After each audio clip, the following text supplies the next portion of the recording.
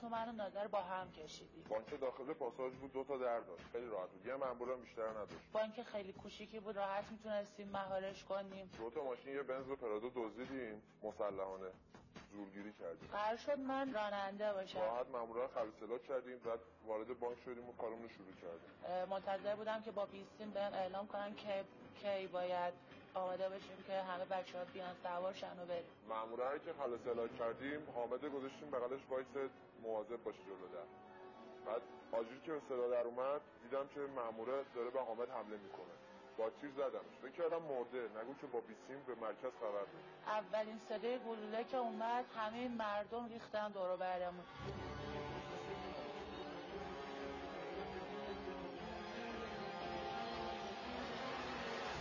پشتش دیدیم که کل میدون پره، دور تا دور میدون پره پلیس و مامور آگاهی و تکتیرانداز و سیاه‌پوش و یگان ویژه است.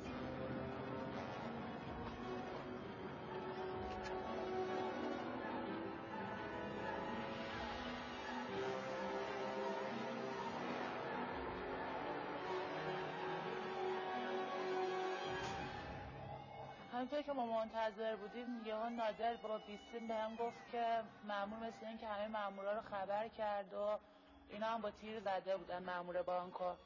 ما رو این بانک خیلی کار کرده بودیم، فکر نمی‌کردیم گیر بیفته.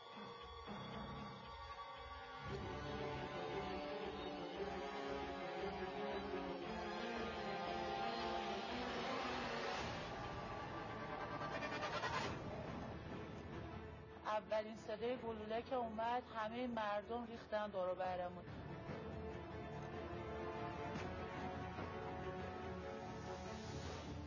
من حتی خودم تکتیراندازا رو میدیدم که از کنار ماشین ما دارن میرن سمت بانک، اما متوجه ما نشدن. ما تو ماشین خودمون بودیم و کاری به کار کسی نداشتیم.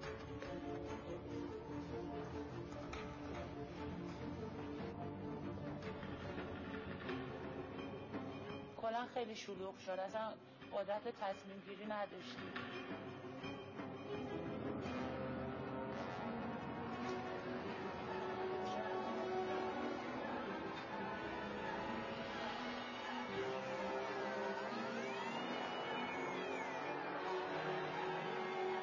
ما تا اومدیم بیرون مامورا به ما ایستادن، بعد پشت گلدونا و نرده‌ها زمینگیر شدیم.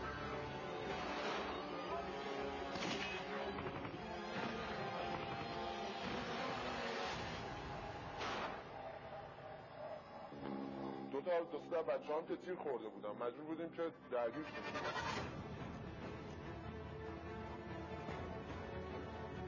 دیدیم محسن و نعیم تیر خوردن.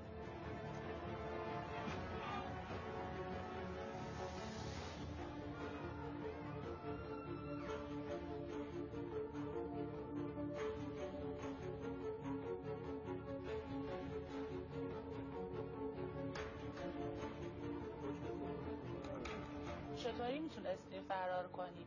اولا که همه اینا کمتر یه پرک زدن اتفاق افتاد. مثلا خودم گنگ بودم، پلیس جلومونو گرفته بود و راه فراری نداشتیم.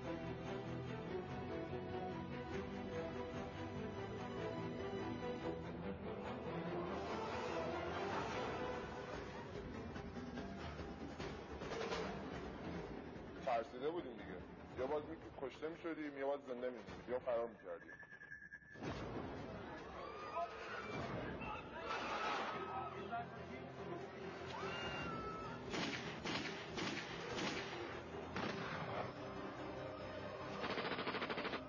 نادر یه دختر دبیرستانی ها تو لوازم تحریری کشید بیرون، گروگان گرفت.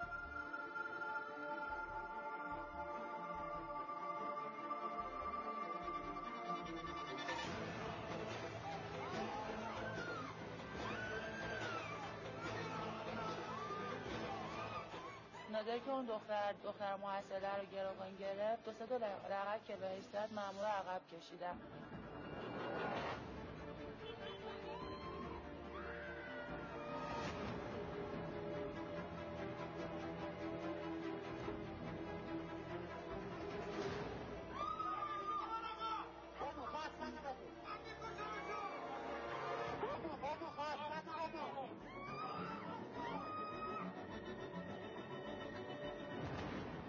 خواستیم از پلیسا که عقب برن ولی دختره رو می‌کشتن. دیگه مامورا تیراندازی نکردن به خاطر گروگان. خبر دارید سرنشین که شلیک می‌کردن چی شده؟ چه می‌دونم دیگه سرنشون تیرا شد.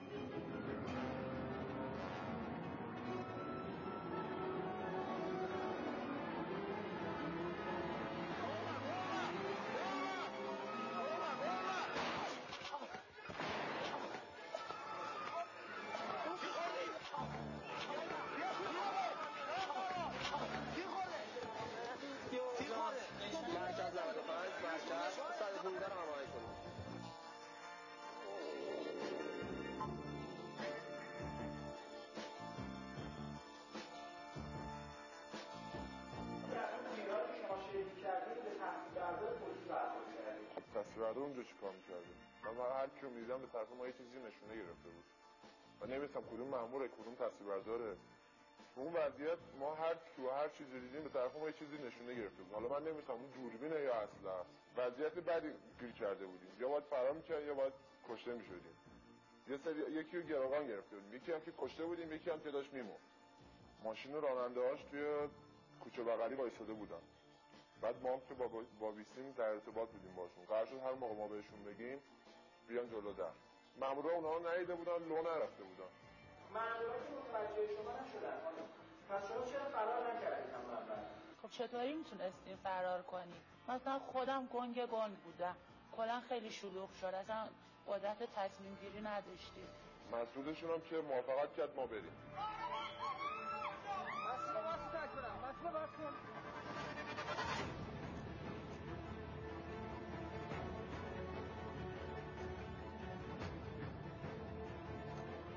نادر با بیستی به من گفت که بیاین جلو ما رو سوار کنین. به سیما و مجید هم گفتیم که بیان. یه دفعه دورمون خالی شد، ما رو افتادیم جلو.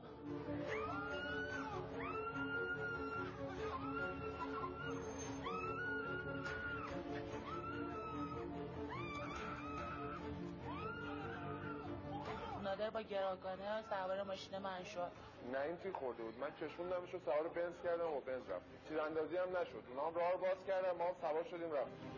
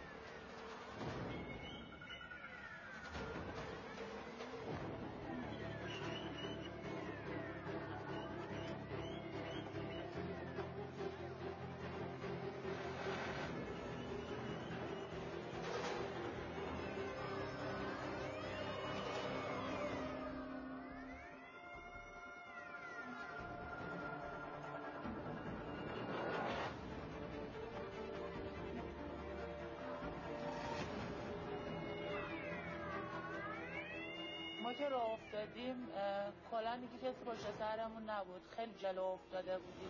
اما تا به خودم اومدم دیدم یه 100 تا ماشین پلیس پشت سرمونه.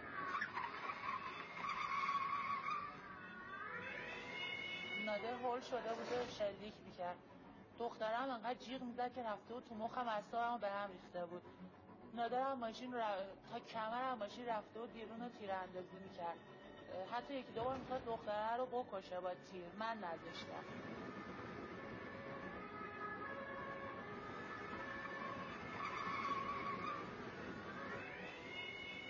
اون طرف نادرم منو تحریک کرد، گفت چرا تو تیراندازی نمی‌کنی؟ منم هول شده بودم، دست و پامو گم کرده بودم، چند تا تیراندازی کردم.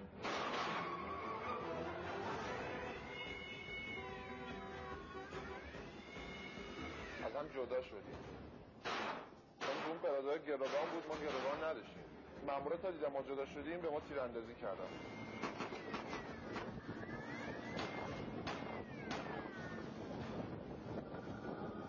بعدم که راحت محاصره‌مون کردن و یه جور دستگیرمون کردن.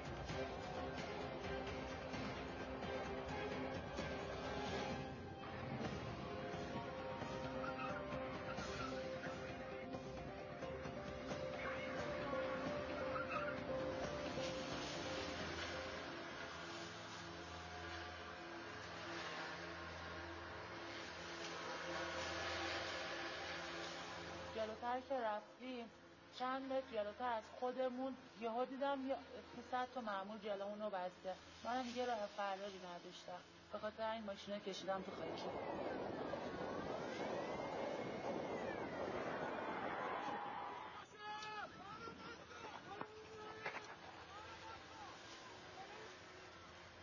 ماشین رو که کشیدم تو خاکی، نادر با گروگان از ماشین پیاده شد.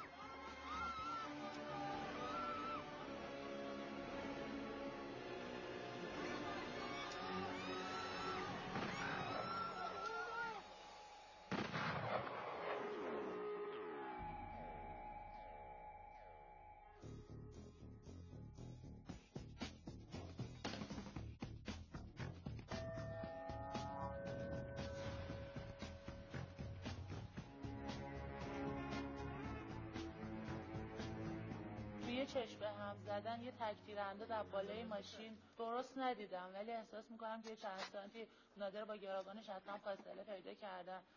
اون تک‌تیرانداز هم از همون فرصت استفاده کرد و نادر رو زد.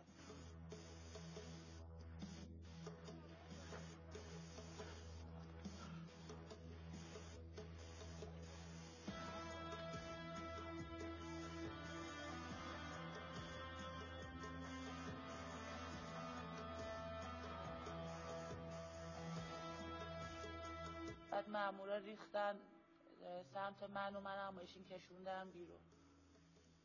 بعدم متوجه شدم که شهاب و باقی بچه‌ها رو که از ما جدا شده بودن جای دیگه دستگیر کردن. اصلا فکر نمی‌کردم به راحتی گیر بیافتیم. همیشه ذهنیتم از سرقت مسلحانه این بود که خب حالا توی چشم به هم زدن کارمون رو